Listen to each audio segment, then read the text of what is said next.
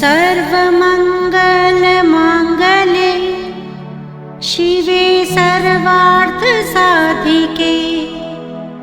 शरण्ये त्र्यम्बके गौरी नारायणी नमोस्तुते। हम आदिशक्ति माता दुर्गा की कथा सुनाते हैं, हम कथा सुनाते हैं। जिनकी कृपा से दुख विपदा संकट मिट जाते हैं, सब खुशियाँ पाते हैं। सुनते ही जिनका नाम असुर और खल घबराते हैं, माँ से थर्राते हैं। जिनके हाथ में डमरू बिराजे, नाचे दुनिया सारी, ओ भोले भंडारी ने भंडारी तेरी जटाया सारी, ओ भोले भंडारी पूजे दुनिया सारी, ओ भोले भंडारी तेरी जटा बड़ी प्यारी, ओ कृष्णाय गोविंदाय नमो नमः। नमो सुनंताय सहस्रमूर्धये सहस्रपादाय शीर्षोरुरावे सहस्रनाम्ने पुरुषाय शाश्वते सहस्रकोटियुगधारिणे नमः। ओम ब्रह्मन् ब्रह्मणो ब्रह्मवर्चसि जायतां महाराष्ट्रे राजन्यः सूरैकव्योतिव्याधि महारथो जायतां दोगग्रीधे निर्वाणट वीरो जायतां निकामे निकामेन पर्जन्यो बर्गद फल करुणाकरं संसारसारं भुजगेन्द्राय सदा वसन्।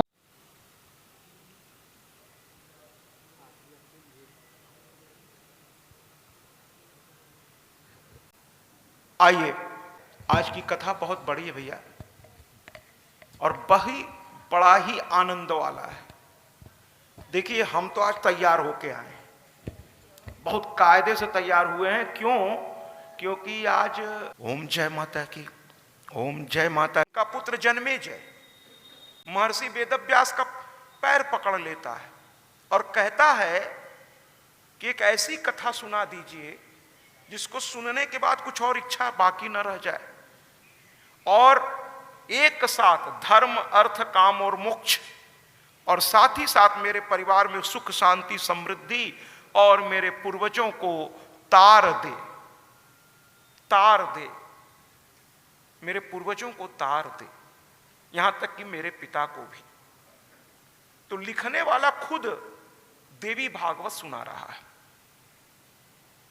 मेरे कहने का तात्पर्य यह है कि गया से आने के बाद बहुत से लोग इसको कहते हैं, परंपरा चलती कैसे है महाराज, एक के देखी दूसरा।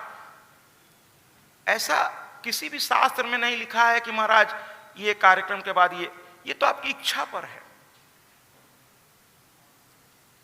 और पंचम पुराण भागवत भी है और पंचम पुराण देवी भागवत भी है, बस कल्प का अंतर है। एक सारस्वत कल्प में है, कल्पांतर है, अलग अलग कल्प में अलग अलग व्यास हुए हैं, और अलग अलग लोगों ने, तो एक ने भागवत लिख दी महाराज। लेकिन एक आश्चर्य की बात आपको बताएं, भागवत की बहुत आनंद आए, बड़ा आदरणीय पुस्तक है, मैं तो उसको सर लगाता हूं, उसकी धूल सर पे लगाता हूं भागवत को। लेकिन उसमें एक समस्या क्या है, समस्या नहीं कहूंगा, लिखने वाला जैसे जब लिखता है, अब देखिए ना, देवी भागवत भी जब वो लिखे हैं तो उसके बाद उनको एक उप महापुराण लिखने की आवश्यकता पड़ गई, क्योंकि लिखते समय कुछ चीजें छूट जाती हैं आदमी से। भाई रचना चल रही है, उसमें कुछ छूट गया, अब उसको संपूर्ण करने के लिए उन्होंने देवी भागवत के बाद देवी पुराण भी लिख डाला। उसमें भी उनको अधूरापन लगा, तो फिर कालिका पुराण भी लिख डाला। ये सब उप महापुराण है, लेकिन देवी भागवत महापुराण है। भागवत लिखते समय महर्षि वेदव्यास राधा का नाम लिखना भूल गए शायद, या जानबूझकर नहीं लिखे, अभी तो वही बताएंगे। जबकि भागवताचार्य राधे राधे राधे राधे राधे राधे, लेकिन बहुत बड़े आदरणीय स्वामी अवधेशानंद गिरी जी महाराज महामंडलेश्वर, माने प्रिंसिपलों के भी जो प्रिंसिपल हैं, वाइस चांसलरों के भी वाइस चांसलर हैं, ऐसा विद्वान जूना पीठाधीश्वर स्वामी अवधेशानंद गिरी जी महाराज, उन्होंने स्पष्ट कहा है अपने कथा में, उनकी कथा सुनने के लिए प्रधानमंत्री भी जमीन पर बैठ जाता है महाराज। उन्होंने स्पष्ट कहा है कि भागवत में कहीं भी राधा का जिक्र है ही नहीं। आपको आश्चर्य होगा सुन के, पूरी भागवत पलट के देख लीजिए आप, एक जगह पर केवल इतना लिखा है कि एक गौर वर्ण की गोपांगना, इसके अलावा कुछ नहीं लिखा। एक गौर वर्ण की गोपांगना, इसलिए देवी भागवत में राधा का भरपूर जिक्र है, खूब भरपूर जिक्र है। शायद वेद व्यास को एहसास हो गया कि बिना राधा के कृष्ण पूरे है ही नहीं, तो कृष्ण की कथा पर उन्होंने फोकस कर दिया। लिखते समय भागवत जब पूरा किया तो उनको लगा राधा के बिना कृष्ण, तो फिर देवी भागवत की तरफ प्रवेश कर गए। वो कल्पांतर है, अलग अलग व्यास हैं, लेकिन होता है ना साहब, एक प्रिंसिपल हटा दूसरा प्रिंसिपल आया, उसको लगा महाराज वो जो प्रिंसिपल साहब थे उनकी कुछ नियमावली कहीं थोड़ा ठीक नहीं थी, इसमें संशोधन की जरूरत है। तो ऐसे देवी भागवत में राधा का, फिर जब राधा का तत्व लिखने लगे तो फिर उनको और देवी तत्व याद आने लगे, फिर और देवी तत्वों को लिखने लगे वो, फिर कलम चल पड़ी देवी तत्वों पर, क्योंकि उनको पता चल गया कि बिना देवी तत्व के बात पूरी होनी नहीं है। बिना सरस्वती के ब्रह्मा जी अधूरे हैं, बिना लक्ष्मी के विष्णु अधूरे हैं, बिना गौरा के महादेव अधूरे हैं। तो ऐसी प्यारी कथा, और उसमें आज शिव पार्वती का विवाह, एक गीत हम लोग बजाएंगे।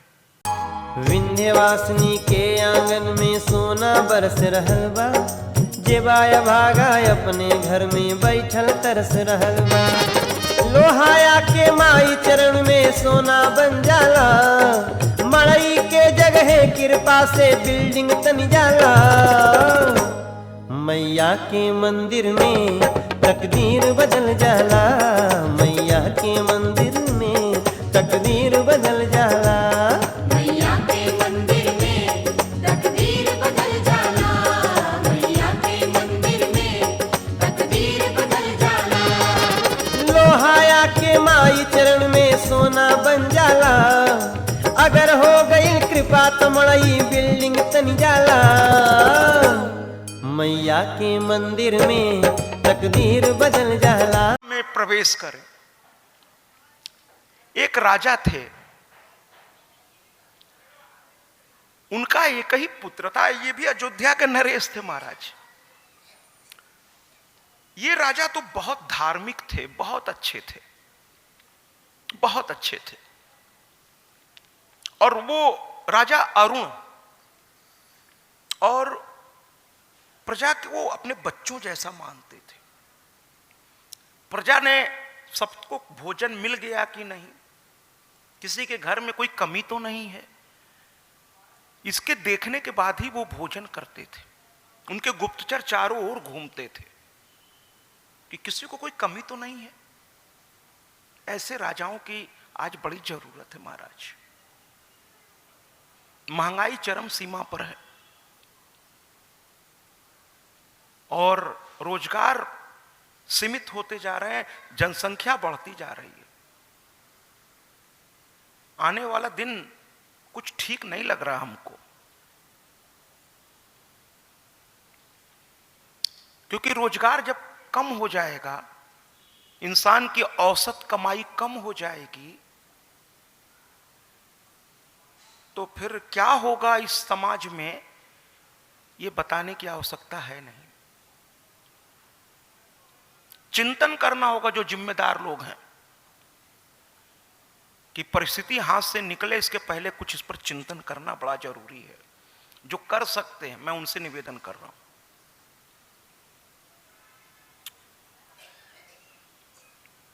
राजा अरुण बहुत अच्छे राजा थे। प्रजा उनको अपने दिल में बैठाती थी, कहते थे हमारे महाराज जैसा कोई महाराज नहीं। लेकिन कहते ना महाराज, इसीलिए मैं लड़की के मां बाप से कहना चाहता हूं कि जब लड़की के लिए दामाद खोजिए तो लड़के के मां बाप को देखकर शादी मत करिए महाराज। उसकी शादी लड़के से आपको करनी है, न कि लड़के के मां बाप से। कभी कभी मां बाप अलग तरह के होते हैं, बच्चे अलग तरह के होते हैं। आप समझ रहे हो? उसके वैभव को भी मत देखिए बहुत, क्योंकि वो वैभव उनके मां बाप का है। कल को पता नहीं औलाद को देंगे नहीं देंगे, फिर क्या करिएगा? तो जो लोग ये समझते फलाने जी बहुत पैसे वाले हैं, बड़ा उनका नाम है, लोग उनको बड़ा सम्मान करते हैं, उनका इकलौता बच्चा है, चलो शादी कर देते हैं, लड़की सुखी रहेगी। और महाराज अगर इकलौता बच्चा आवारा है तब फिर क्या करिएगा? वो नशेड़ी है, फिर क्या करिएगा? उसको दूसरे का सम्मान करना आता ही नहीं, फिर क्या करिएगा? तो ये ध्यान रखते हुए लड़के को पहले देखिए। मैंने कहा ना कि मेरी कथाएं थोड़ा और कथाओं से अलग है। लड़के को पहले देखिए। विवाह लड़के से होनी है महाराज, माँ बाप से नहीं। एक उम्र के बाद वो चले जाएंगे संसार से। भाई दुनिया में किसी के माँ बाप जीवन भर साथ नहीं दिए, ये संसार है, जो आया है उसे जाना पड़ेगा। उसके बाद क्या होगा महाराज, ये भी आप ही को सोचना है। लड़का अगर योग्य है ना महाराज, तो घर में गरीबी भी हो ना, शादी कर दीजिए आंख मूंद के, क्योंकि वो लड़का अपने बल पर बहुत कुछ खड़ा कर लेगा। लड़के की योग्यता देखिए। माँ बाप की योग्यता तो ठीक है, अच्छी बात है, अच्छी बात है। माँ बाप से ही संस्कार बच्चों को मिलता है, इसमें कहीं दुविधा नहीं है। तो माँ बाप को भी देखिए, लेकिन लड़के को ज्यादा देखिए, ज्यादा देखिए। तो इनका एक पुत्र हुआ, नाम पड़ा सत्यव्रत। अब पिताजी ने तो नाम कितना अच्छा रख दिया। वो कहते हैं ना महाराज, नाम का असर पड़ता है, लेकिन कहीं कहीं कर्म इतना प्रबल हो जाता है कि नाम का असर नहीं पड़ता। कई लक्ष्मी नारायण नाम वालों को भीख मांगते देखा है लोगों ने। शांति देवी नाम है, लेकिन उनके घर में आते सबसे ज्यादा अशांति फैल गई। नाम है शांति देवी, ठीक है महाराज, नाम का तो ठीक है महत्व, नाम सोच समझ कर रखना भी चाहिए, नाम का महत्व तो पड़ता ही। सत्यव्रत बड़ा नालायक था महाराज।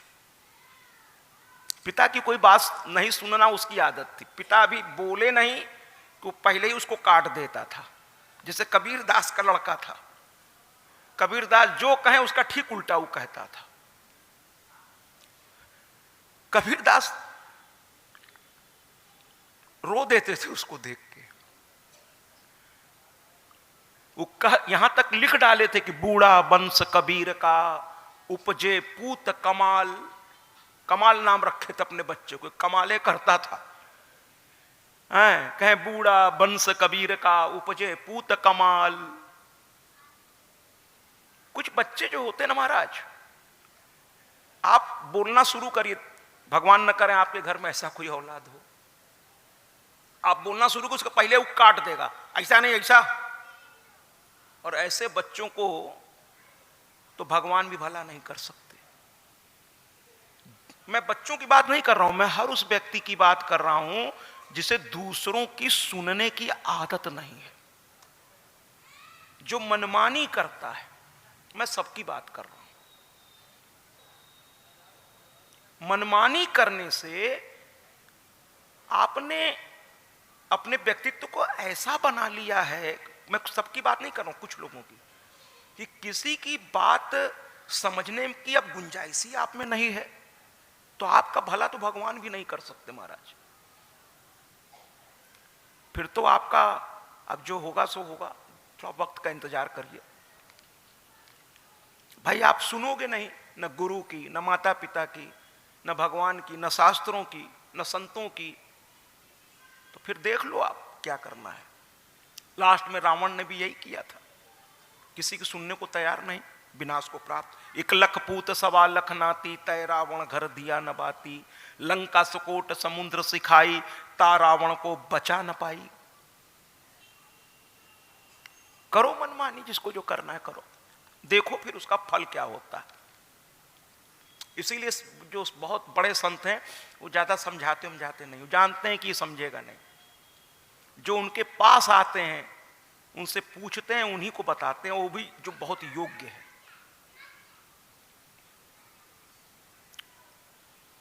तो ये सत्यव्रत इतना मनमानी करता था, ऊपर से इसके दिमाग में बैठ गया था कि मैं तो राजा का लड़का हूं, मैं कुछ भी कर सकता हूं, कौन बोलेगा मुझको। तो एक दिन एक ब्राह्मण की लड़की की शादी होने की खबर इसे मिली और उसे पता चल गया कि ये लड़की बहुत सुंदर है। ये स्वयं क्षत्रिय था और वो ब्राह्मण थे, और ये सोच लिया इतनी सुंदर लड़की है, चलिए भाई सुंदर है, आप राजा के लड़के हैं, ब्राह्मण कुल की वो है, आपको अगर उससे विवाह करना है तो दिक्कत नहीं है, जाकर उसके पिता से पूरे सम्मान के साथ हाथ मांगिए, बाकी उसके पिता पर छोड़ दीजिए। इसने ये सब जरूरी नहीं समझा, कहा अरे हमको कौन रोकेगा। भरे पंडाल में से दुल्हन अभी बैठे ही थे, ये घोड़े का एड़ लगाया और उसको उठा करके और लेकर चल दिया।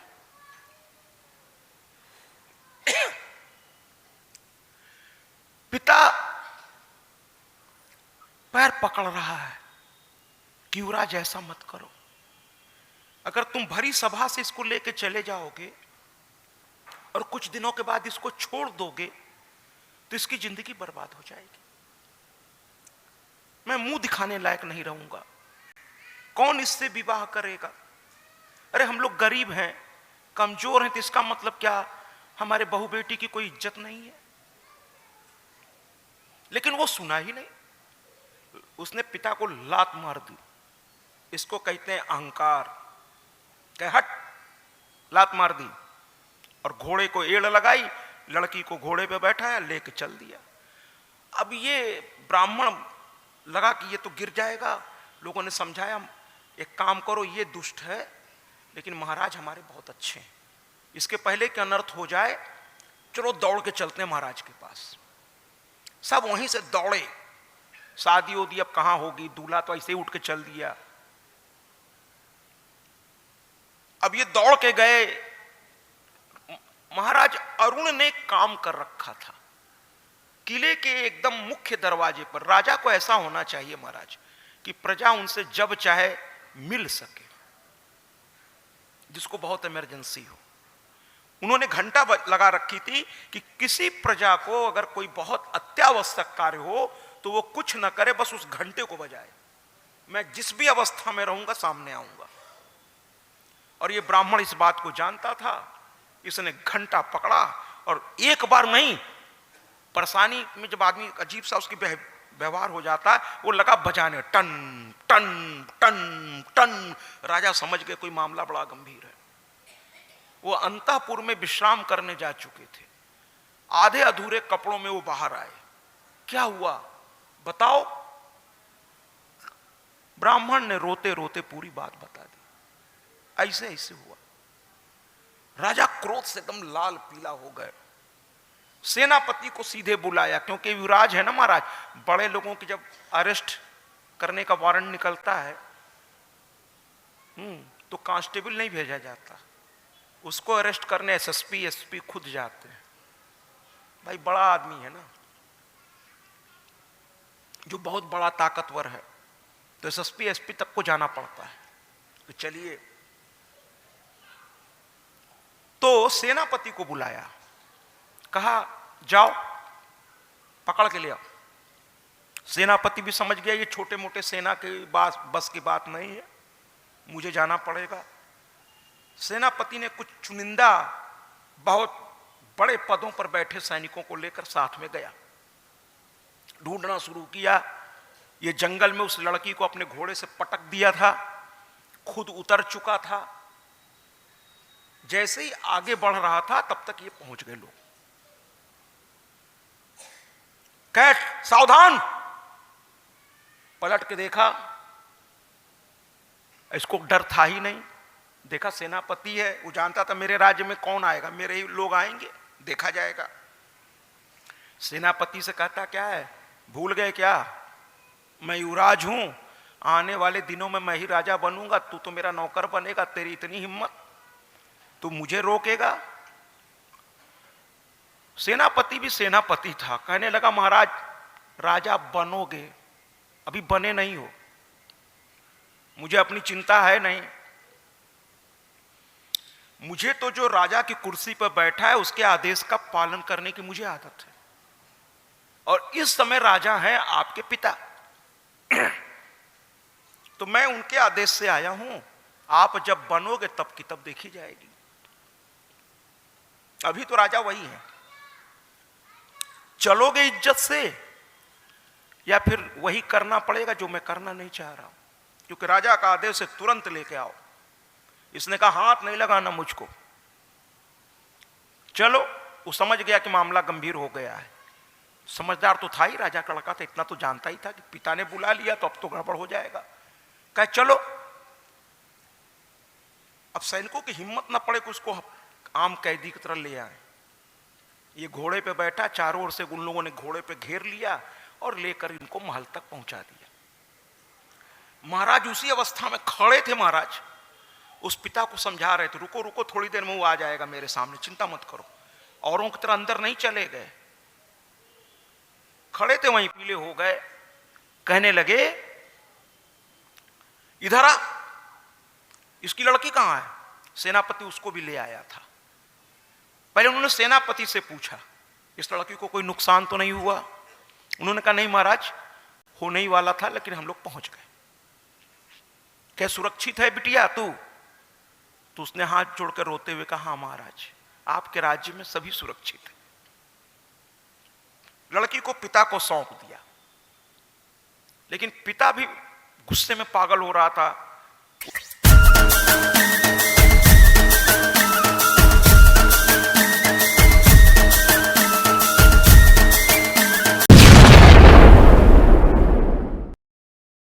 सत्याजी महाराज देवी भागवत कथा व्यास। सत्याजी महाराज से समस्त सोशल मीडिया प्लेटफॉर्म पर जुड़े। अब गूगल पर भी उपलब्ध सत्याजी महाराज।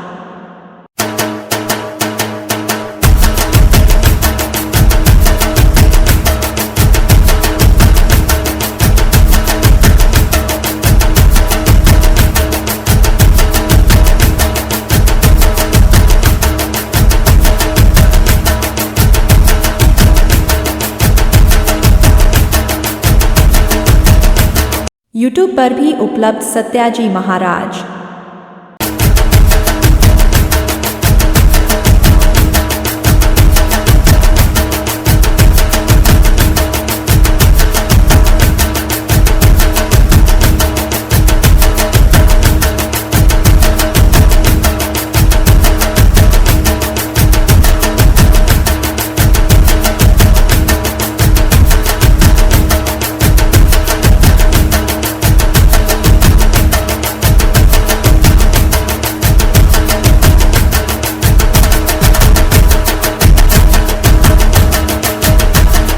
इंस्टाग्राम पर भी उपलब्ध सत्याजी महाराज।